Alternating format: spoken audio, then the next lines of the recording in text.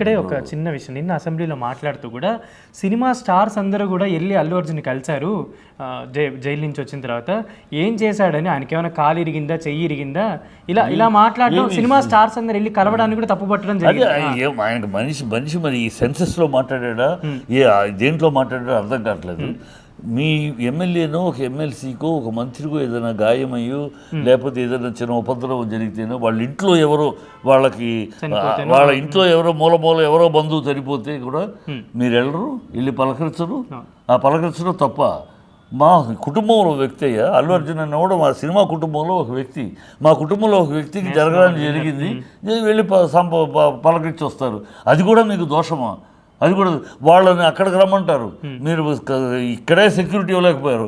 అక్కడ ఇప్పుడు రాణా ఆర్టిస్టు అక్కడికి వస్తే, హాస్పిటల్కి వస్తే జనాలు ఊరుకుంటారా? హాస్పిటల్లో పేషెంట్స్కి ఇబ్బంది కలగకుండా మీరు సెక్యూరిటీ ఇస్తారా? అక్కడ ఇవ్వగలరా మీరు? ఇక్కడే ఇవ్వలేని వాళ్ళు అక్కడేమి ఇస్తారు? ఆర్టిస్టు అక్కడికి ఎలా వస్తారు? నాని రాగలడు అక్కడికి, రాణా రాగలడు అక్కడికి, ప్రభాస్ రాగలడు అక్కడికి, హాస్పిటల్ దగ్గరికి. అదొక పెద్ద ఉద్ధతం.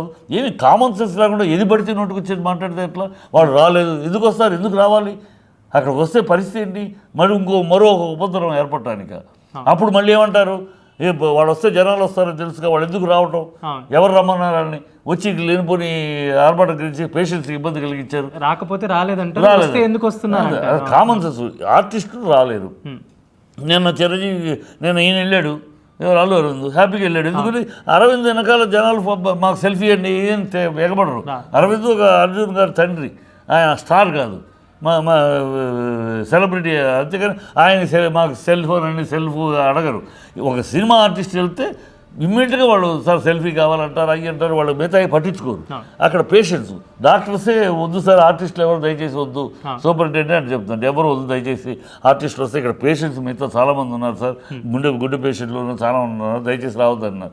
అలా అందుకనే మీరు అక్కడికి వెళ్ళారు ఇక్కడికి రాలేదు. ఏం ప్రశ్న అది? చొప్పదండు ప్రశ్న, జ్ఞానశూన్యమైన ప్రశ్న. ఇప్పుడు సినిమా స్టార్స్ అందరూ అల్లు అర్జున్ కలవడం తప్పని అంటే రేవంత్ రెడ్డి గారు కానీ కాంగ్రెస్ అభిప్రాయం. రేవంత్ రెడ్డికి సినిమా వాళ్ళ మీద ఏదో కసి కోపం ఉంది. సినిమా వాళ్ళు చేసేది ప్రతి ఆయనకు తప్పుగా కనపడుతుంది.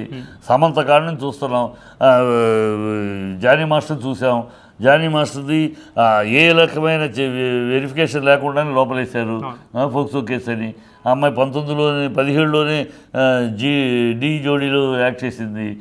అప్పుడు 18 ఏళ్ళు, అంటే 2017లోనే అమ్మాయికి 18 ఏళ్ళు. మళ్ళీ 2019లో నన్ను రేపు చేశాడు, నేను మైనర్ అంటుంది. ఈ వెరిఫికేషన్ చేయకుండానే పోక్సో కేసు పెట్టి ఇచ్చారు. కోర్టులో రేపు తేలుతుంది, వేరే విషయం. అంటే ఎందుకో సినిమా వాళ్ళ మీద ఒక పగ తీర్చుకోండి. ఏం పగ ఈయనకి? సినిమా వాళ్ళ మీద ఏం కసి ఉంది రేవంత్ రెడ్డికి? ఏం కోపం ఉంది? ఎందుకు ఆయనకి ఎన్నికల్లో ఆయనకి ప్రాపగాండా చేయడానికి ఏ స్టార్స్ రాలేదనా, ఎవరు రాలేదని కోపమా? ఎందుకు వస్తారు? వాళ్ళ పార్టీలు బట్టి వస్తారు, వాళ్ళ లింకులు బట్టి వస్తారు, వాళ్ళకున్న సిద్ధాంతపరంగా వాళ్ళు నమ్మే వాళ్ళని కొట్టి వస్తారు. నిన్ను నమ్మి నీ వెనకాల రావాలని ఎందుకు? రాకపోతే దానికి పగ ప్రతీకారం పెట్టుకుంటే ఎట్లా? అయితే జనాల అభిప్రాయం ఏంటంటే కేవలం ఇది ఒకటే ఇష్యూ ఉందా, దీని మీదే ఫోకస్ చేస్తున్నారు ఎందుకు ప్రభుత్వం అనే మాట కూడా వినిపిస్తుంది. డైవర్షన్ పాలిటిక్స్, అదే చెప్తాను నేను. ఈ ప్రజలు ఉమ్మొస్తున్నారు, చీ తూ అంటున్నారు. ఈ హైడ్రాలో పేదల గుండెల మీద తన్నినందుకు చీ అంటున్నారు. రైతుకు సంఖ్యలు చైన్లు వేసి లాక్కెళ్ళినందుకు తూ అంటున్నారు. మూసీ పేరు పెట్టి డ్రామా ఆడుతున్నందుకు చీ అంటున్నారు. వీళ్ళు ఇచ్చిన హామీలు ఒక్కటి నెరవేర్చట్లేదు. 47,000 కోట్ల రుణమాఫీ ఉంటే 21,000 కోట్లు ఇచ్చేసేసి మేము రుణమాఫీ చేశాను భుజాలు ఎగరేసుకుంటున్నారు.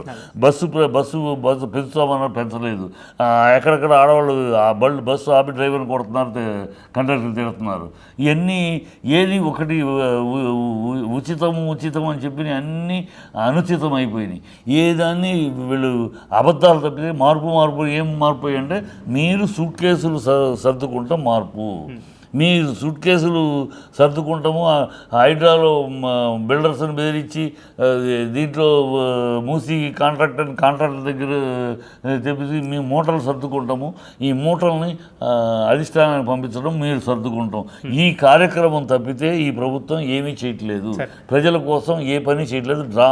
ప్రజలు ప్రశ్నిస్తున్నారు, ప్రజలు నిలదీస్తున్నారు. ఇదేంటి అని అడుగుతున్నారు. ఇది ఎక్కడ గొడవ, మిమ్మల్ని ఎన్నుకుని పొరపాటు చేశారని బుద్ధి చెంపలేసుకుంటున్నారు. పెట్టుకున్నారు. దాని నుంచి ఆ ప్రజల క్రోధాన్ని, ఆగ్రహాన్ని, వాళ్ళు పెట్టే శాపనాదాల నుంచి, వాళ్ళు చెప్పే తిట్ల నుంచి తప్పించుకోవడానికి ఇది ఒక డ్రామా. సార్ అంటే నిన్న అల్లు అర్జున్ గారు ప్రెస్ మీట్లో కూడా అల్లు అర్జున్ గారి ప్రెస్ మీట్లో కూడా ఒక మాట చెప్పడం జరిగింది. నేను నేషనల్ అవార్డు వచ్చిన తర్వాత నేను మంచిగా సినిమాలు చేయాలి, నేను చూస్తే నేను ఎలా నెక్స్ట్ ఇంప్రూవ్ అవుతాననేది నేను థియేటర్లో చూస్తే నాకు తెలుస్తుంది. అండ్ నా కోసం వచ్చిన ఆడియన్స్ నేను ఒక్కసారి నాకు కనిపించకపోతే వాళ్ళు నా మీద దాడి చేసే అంటే కార్ల మీద కానీ ఇలా ఎక్కడం జరుగుతుంది. ఆ పొజిషన్లో ఉన్న నా కొడుకు లాంటోడు అతను పోతే నేను ఎందుకు రియాక్ట్ అవ్వను, ఇలాంటి మాటలు చెప్పాను. అంతేకాకుండా అల్లు అర్జున్ గారిని నేషనల్ లెవెల్కి ఇప్పుడు అసాసినేట్ చేస్తున్నారు. ఇదంతా ఈయన వల్లే జరిగింది అన్నట్టు, ప్రమేయం లేకపోయినా ఇన్వాల్వ్ చేయడం ఎలా చూస్తారు దీన్ని? అంటే ఒక నేషనల్ ఈ ప్రభుత్వంలో నిజాయితీ లేదు, అబద్ధాల కోరు ప్రభుత్వం, దీనికి ఒక నిబద్ధత లేదు, ఏ పద్ధతి లేదు, నీతి రీతి లేని ప్రభుత్వంగా తయారైంది. ఇది ఏమాత్రం నిజాయితీ లేని ప్రభుత్వంగా తయారైంది. ఎందుకు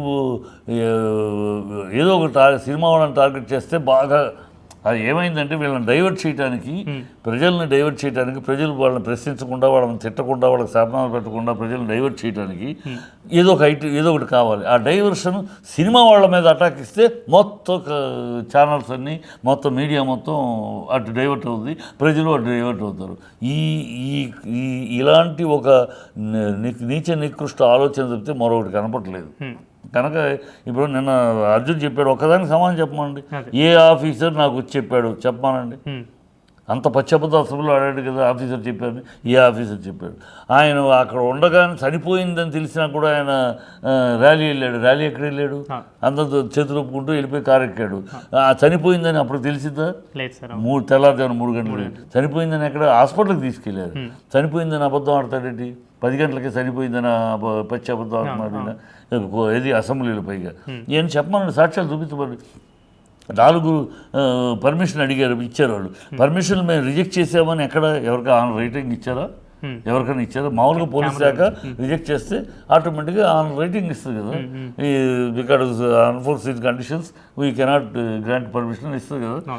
ఎవరికి ఇవ్వకుండా మేము అలాంటిది ఏమి ఇన్ రైటింగ్ ఇవ్వకుండా మేము పర్మిషన్ ఇవ్వలేదు అంటే ఎట్లా? అది పర్మిషన్ ఇవ్వలేదు అంటే ఎట్లా? కనుక ఇవన్నీ చాలా తప్పిదమైన విధానాలు. ఈ ప్రభుత్వం దీనికి అన్నిటికీ మూల్యం చెల్లించవలసి వస్తుంది. Okay sir, thank you sir.